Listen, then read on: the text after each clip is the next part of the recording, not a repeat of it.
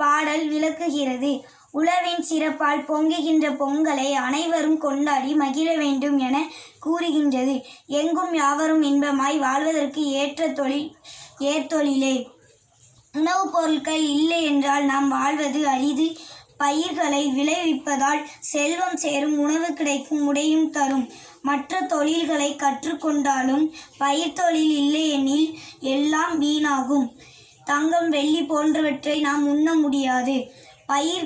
உணவு பயிர்களே நமக்கு உணவாக அமையும். இன்பத்தை தருவது உழவு தொழிலே ஆகும். பொருள் இல்லாதவரும் செல்வமுடையவரும் இணக்கமாய் வாழும் திருநாள் பொங்கல் நாளே.